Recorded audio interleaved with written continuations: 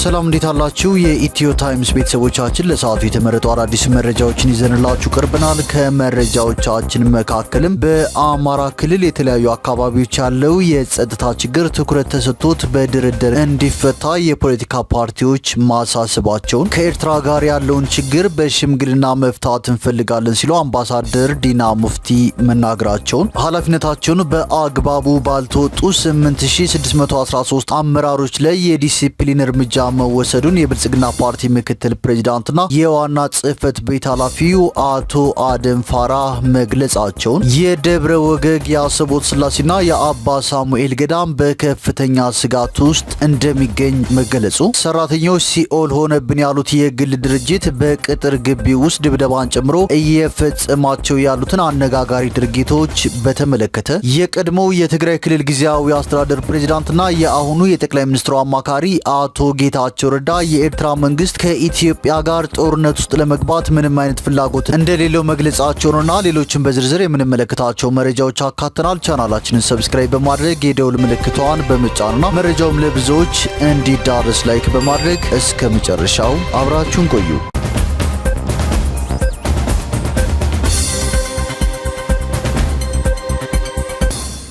ወደ መጀመሪያው መረጃችን ስናልፍ የቀድሞ የትግራይ ክልል ጊዜያዊ አስተዳደር ፕሬዝዳንትና የአሁኑ የጠቅላይ ሚኒስትሩ አማካሪ አቶ ጌታቸው ረዳ የኤርትራ መንግስት ከኢትዮጵያ ጋር ጦርነት ውስጥ ለመግባት ምንም አይነት ፍላጎት እንደሌለው ገልጸዋል። አቶ ጌታቸው ይህንን የተናገሩት አዲስ ያቋቋሙት የትግራይ ትብብር ፓርቲ የምስረታ ጠቅላላ ጉባኤ በተካሄደበት ወቅት ነው። ጉባኤው ጥቅምት 24 ቀን 2025 ዓ.ም የተካሄደ ሲሆን የተለያዩ የፖለቲካ ድርጅቶች መሪዎች፣ የኢትዮጵያ ብሔራዊ ምርጫ ቦርድ ተወካዮችና የብልጽግና ፓርቲ አባላት በተገኙበት ነው። በኢትዮጵያና በኤርትራ መካከል ስላለው የሻከረ ግንኙነት የተናገሩት አቶ ጌታቸው የኤርትራ መንግስት አቅሙን ስለሚያውቅ ጦርነት የመጀመርም ሆነ የመግጠም ምንም አይነት ሀሳብ እንደሌለው ተናግረዋል። የኤርትራ ባለስልጣናት በኢትዮጵያ በኩል ስላለው ወታደራዊ እንቅስቃሴ ለምን ዝም እንዳሉ ሲጠየቁ በደቡብ ትግራይ ያሉ አንዳንድ አካላት በእነሱ ምትክ እየሰሩ ነው የሚል ምላሽ እንደሰጧቸው የገለጹት አቶ ጌታቸው ይህም አዲስ ጦርነት ቢቀሰቀስ የሚጀምረው ከደቡብ ትግራይ ወይም ከሰሜን ወሎ ሊሆን እንደሚችል ፍንጭ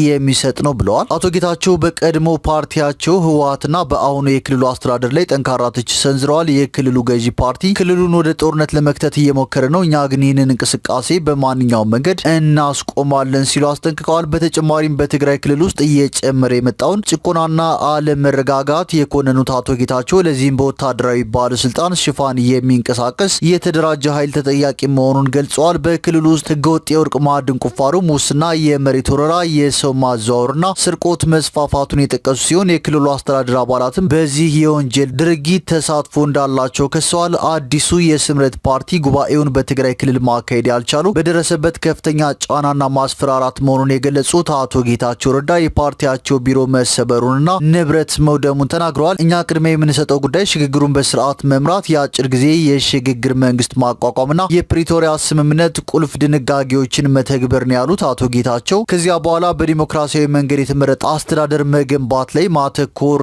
እንደሚያስፈልግም አስረድተዋል። በጉባኤው ላይ የተገኙት ሌተናል ጀነራል ጻድቃን ገብረትንሳኤ በበኩላቸው ጉባኤው አምባገነንነትና ተጠያቂነት በሌለበት ወቅት መካሄዱ ታሪካዊ ያደርገዋል ሲሉም ገልጸዋል።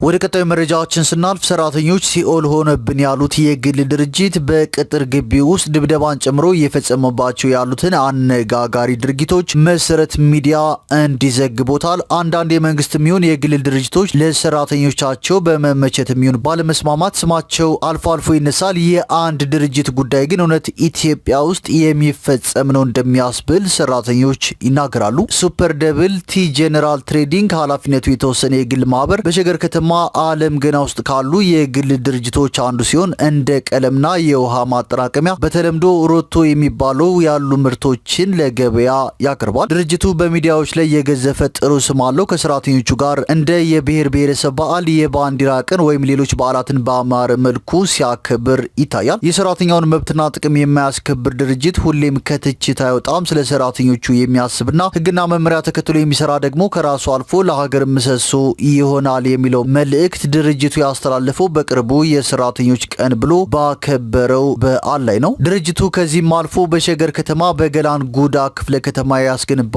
ዋቶ የጤና ኬላ የዛሬ ዓመት አስመርቆ ነበር። በቅርቡ ለመቄዶንያ ገንዘብ ሲሰባሰብም ሱፐር ደብል ቲ ጄኔራል ትሬዲንግ የ500 ሺህ ብር የገንዘብ ስጦታ አበርክቷል። ታዲያ አቶ ጸጋይ ደበበ የሱፐር ደብል ቲ ጄኔራል ትሬዲንግ ኃላፊነቱ የተወሰነ የግል ማህበር ባለቤት ናቸው። በርካቶች ግለሰቡን የአወዛጋቢው ፍኖተ ጽድቅ ጠቅላላ መንፈሳዊ ማህበርና የዩቲዩብ ቻናል መስራች በመሆናቸውም ያስታውሷቸዋል። አቶ ጸጋይ የድርጅታቸው ስም በሚዲያ የገነነ እንዲሆን ነገር ግን የስራ ቦታው ሲኦል እንዲመስል እንዳደረጉ መሰረት ሚዲያ አነጋገርኳቸው ያላቸውን በርካታ ሰራተኞች ጠቅሶ ዘግቧል። እንደ መሰረት ሚዲያ ዘገባ ከሆነ ባለቤቱ የፈለጉትን ሰው በጸጥታ አካላት ከማስወገድ ጀምሮ ድብደባ እንዲፈጸም ማድረግ ይችላሉ።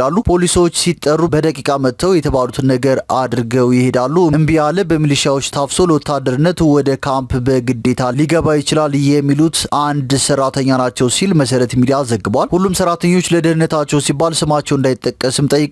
ሱፐር ደብል ቲ ጄኔራል ትሬዲንግ አሁን ላይ ከ4000 እስከ 5000 የሚደርሱ ሰራተኞች እንዳሉት የታወቀ ሲሆን በርካታ ሰራተኞች ስማቸው ሳይጠቀስ እንኳን ለሚዲያ ለመናገር ሲቸገሩ ታዝበናል በማለትም መሰረት ሚዲያ ጨምሮ ዘግቧል። ከስራ 1 ደቂቃ ያረፈደ 700 ብር፣ ማስቲካ ያኘከ 1000 ብር ይቀጣል። ስራ መልቀቅ እፈልጋለሁ ያለ ሊደበደብ ወይ ሊታሰር ይችላል። 2 ቀን አንገብጋቢ ጉዳይ እንኳን ገጥሞ ብትቀር ሙሉ በሙሉ ከስራ ትባረራለህ የሚሉት ሌላኛው ሰራተኛ የሚከተለውን ድብደባና እንግልት በመፍራት ማንም ተመልሶ መብቴ ይከበር እንደማይል ይናገራሉ በማለትም መሰረት ሚዲያ ጨምሮ ዘግቧል። ዘገባው አክሎም ሰራተኛው መግቢያ ሰዓት ጠዋት 12 ሰዓት ከ20 ሲሆን መውጫ ደግሞ ማታ 12 ሰዓት ነው። መቅረት ማስፈቀድ የሚባል ነገር የለም የሚሉት በርካታ የተቋሙ ሰራተኞች የድርጅቱ ባለቤት አቶ ጸጋይ በተደጋጋሚ እያንዳንድሽ ብሬን ቀደሽ አትጨርሹም፣ ምንም አታመጡም፣ የፈለኩትን አድርጋለሁ በሚለው ንግግራቸው እንደሚታወቁ ያነሳሉ በማለትም መሰረት ሚዲያ ጨምሮ ዘግቧል። መሰረት ሚዲያ አረጋገጥኩት ባለው መረጃ መሰረት በተለይ ልምድ ያላቸው ሰራተኞች ለህይወታቸው እስከሚሰጉ ድረስ ከድርጅቱ መውጣት እንደማይችሉ ማስጠንቀቂያ በተደጋጋሚ ይደርሳቸዋል። እወጣለሁ ያለ ልምድ ያለው ሰራተኛ ካለ ይታሰራል ወይም ይደበደባል። ሲታሰሩ ደግሞ ከ1 ሚሊዮን ብር ጀምሮ ቁጥር ይጠራና ብር ሰርቋል ወይም ሰርቃለች ይባላል። በውሸት መስክር ትባላለህ፣ 20 ሺህ ብር ይከፈልሃል፣ እምቢ ካልክ አንተም ትታሰራለህ የሚሉት አሁን ድረስ ከፍተኛ ስጋት ላይ የሚገኙ ሰራተኞች ናቸው በማለትም መሰረት ሚዲያ ጨምሮ ዘግቧል። ዘገባው አስከትሎ ምንጮቻችን እንደጠቆሙት በዚህ ምክንያት ስራ ለቀው ወደ ገጠር ከሄዱ በኋላ ከዚያም ተይዘው የመጡ ይገኛሉ።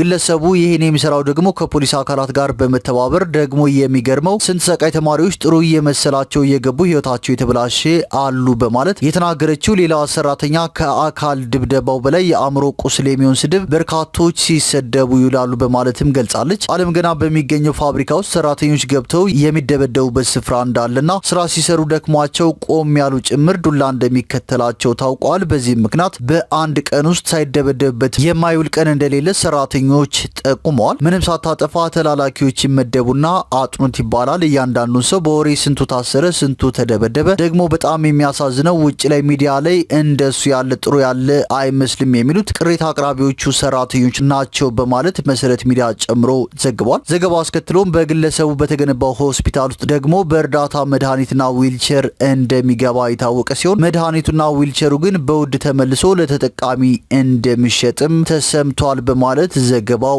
ያስከትላል። ማንም ሆስፒታል የሌለ መድኃኒት እዚህ ሊገኝ ይችላል። የእርዳታውንም በነጻ ያስገባሉ። ነገር ግን በእርዳታ ስም ይቸበቸባል። ይህ ማለት ሀገሪቱ እየተበዘበዘች ነው የሚሉት ደግሞ በሸገር ከተማ አስተዳደር የሚሰሩ አንድ አመራር ናቸው። እንደምንሰማው ብዙ ችግር በሰራተኞቹ ይነሳል። ለምሳሌ የመብት አለመከበር ጥያቄና የስራ ልምድ እንኳን ሲጠየቅ የመከልከል ግለሰቡ ለብዙ ሰው የስራ እድል የከፈቱ ናቸው። ነገር ግን ደግሞ የድሃ ልጅ ሰቆቃ ይብቃ ማለት ይገባል በማለትም አመራሩ ተናግረዋል። አንዳንዴ ይሄ ነገር አገር ውስጥ ነው አይደለም እንዴ ብለህ ታስባለህ። ስራ አጥፍተህ ከሆነ ተቀጣ፣ ገንዘብ ነው። የሰው ልጅ ግን መጫወቻ ለምን ይሆናል? እስከ መቼ ስድብ፣ ዱላ፣ እስርና ማስፈራሪያ ለምን? በማለትም አንድ ሰራተኛ ጥያቄያቸውን ሰንዝረዋል። በሱፐር ደብል ቲ ጄኔራል ትሬዲንግ በአለም ገና ከተማ በ1999 ዓ.ም የሙከራ ምርቱ የጀመረ ድርጅት እንደሆነ መሰረት ሚዲያ ገልጾ በዚህ ዙሪያ የባለቤቱን የአቶ ጸጋይን ምላሽ ለማግኘት ያደረግነው ሙከራ አልተሳካም በማለትም መሰረት ሚዲያ መረጃውን አጋርተዋል።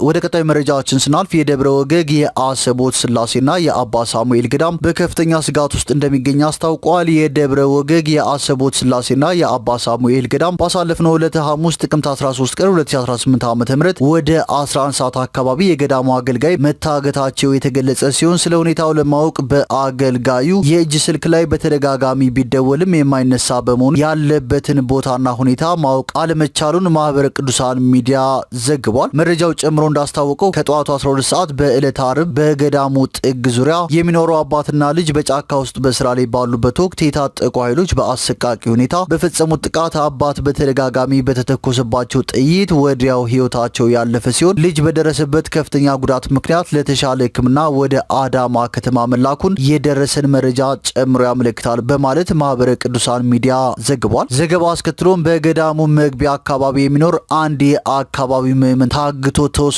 ገዳሙ ዙሪያው በጫካ የተከበበ እንደመሆኑ መጠን በአሁኑና በተለያዩ ጊዜያት ገዳሙ ላይ በተፈጠሩ ጥቃቶች ምክንያት ገዳሙና ምዕመናን ከፍተኛ ስጋት ውስጥ መሆናቸውንም ማህበረ ቅዱሳን ቴሌቪዥን ጨምሮ ዘግቧል።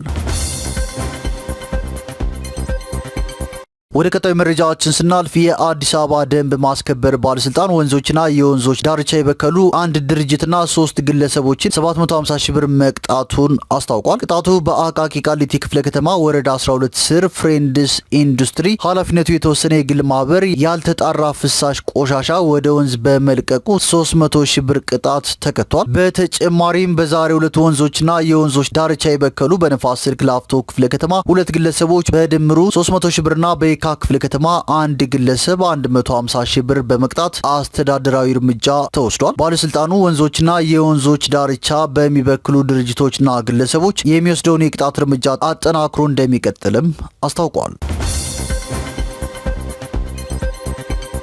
ወደ ቀጣዩ መረጃዎችን ስናልፍ ኃላፊነታቸውን በአግባቡ ባልተወጡ 8613 አመራሮች ላይ የዲሲፕሊን እርምጃ መወሰዱን የብልጽግና ፓርቲ ምክትል ፕሬዝዳንትና የዋና ጽህፈት ቤት ኃላፊ አቶ አደም ፋራህ ገልጸዋል። ፓርቲው የወሰደው እርምጃ ከኃላፊነት ማንሳት፣ ከደረጃ ዝቅ ማድረግና ሽግሽግን ያካተተ መሆኑንም አቶ አደም ተናግረዋል። ፓርቲው ቃል የገባውን በተግባር እንዲያረጋግጥ በየደረጃው ያለው አመራርና አባል በጥሩ ስነ ምግባር ኃላፊነቱን በብቃት እንዲወጣ እየተሰራ መሆኑንም ገልጸዋል። በቀጣይ የተሰጠውን ኃላፊነት በሚገባ በማይወጣ ህዝቡን በታማኝነት የማያገለግል በብልሹ አሰራርና ሌብነት ውስጥ የተዘፈቀ አመራር ላይ የሚወሰደው እርምጃ ተጠናክሮ እንደሚቀጥልም አረጋግጠዋል። በየደረጃው ያለው አመራርና አባል በጥሩ ስነ ምግባር ኃላፊነቱን እንዲወጣ በዚህም የህዝብ ተጠቃሚነትና ኑሮ እንዲሻሻል ስርዓት እንዲገነባ ፓርቲው በትኩረት እንደሚሰራም አቶ አደም አመልክተዋል። አያይዘውም ሀገራዊ ምክክሩ እንዲሳካ ፓርቲው ሚናውን የሚወጣ መሆኑን ገልጸዋል። ቀጣዩ ሀገራዊ ምርጫ ነጻ ሆኖ በህዝብ ታማኝነት ያለው ሆኖ እንዲካሄድና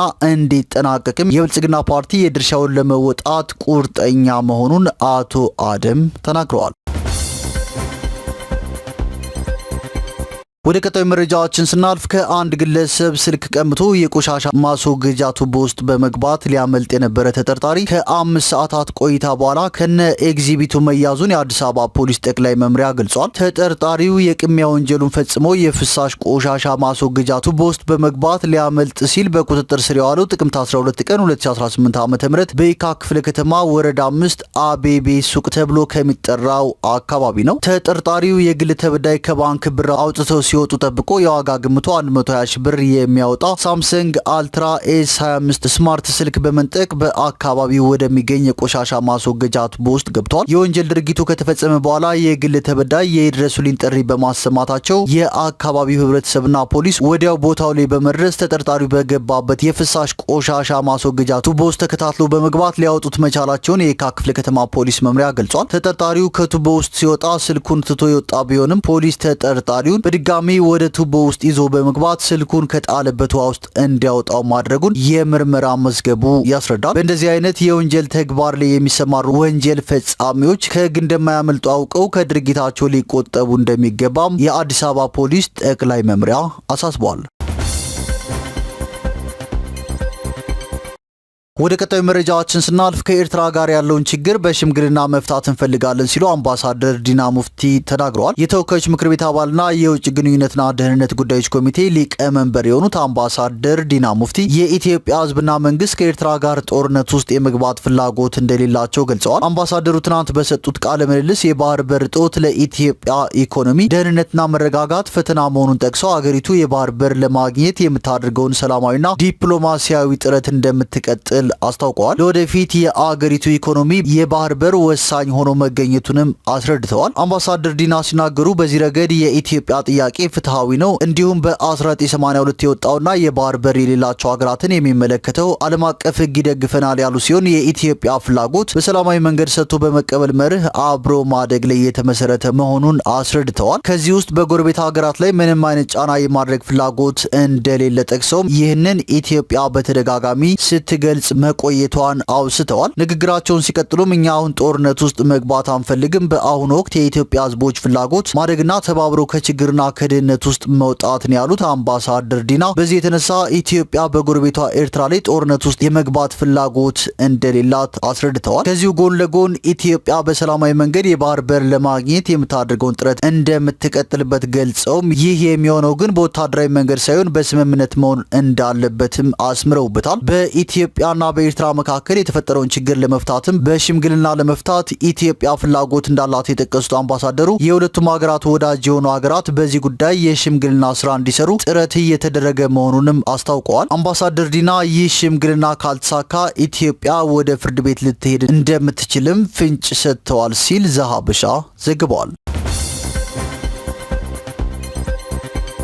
ወደ መጨረሻው መረጃችን ስናልፍ በአማራ ክልል የተለያዩ አካባቢዎች ያለው የጸጥታ ችግር ትኩረት ተሰጥቶት በድርድር እንዲፈታ የፖለቲካ ፓርቲዎች አሳስበዋል። ችግሩን በሃይማኖት አባቶችና በሽማግሌዎች ብቻ ለመፍታት ከመጣር ይልቅ በድርድርና በእውነተኛ አካታች ውይይት መፍታት እንደሚገባም የፓርቲዎቹ አመራሮች ተናግረዋል። የአንድ ኢትዮጵያ ዲሞክራሲ ፓርቲ ሊቀመንበር አቶ ሲሳይ ደጉ መንግስትና አማራ ክልል የሚገኙ ታጣቂዎች ዋናው ሀገራዊ ምክክር ከመካሄዱ በፊት ያለውን የጸጥታ ችግር በሰላም መፍታት አለባቸው ብለዋል። አቶ የፌዴራል መንግስት ታጣቂዎች ወደ ሰላማዊ መንገድ እንዲመጡ ጥሪ አቅርብ ያለው የሚለውን ቃሉን ተግባራዊ እንዲያደርግ ጥረት እየተደረገ ከሆነ መንግስት ለህዝብ ይፋ እንዲያደርግ ጠይቀዋል። ይህንን ሀሳብ የሚጋሩት የኢትዮጵያ ህዝብ አብዮታዊ ፓርቲ የፋይናንስ ንብረት አስተዳደር ስራ አስፈጻሚ አቶ ሙልጌታ ሀድጉ በበኩላቸው መንግስት በአማራ ክልል ያለውን ችግር ለመፍታት ከድርድር ይልቅ በማህበራዊና ሃይማኖታዊ መንገዶችን መጠቀሙ ተገቢ አይደለም ብለዋል። በክልሉ እየተካሄደ ያለውን የታጣቂ ኃይሎች ግጭት የጋራ አስታራቂ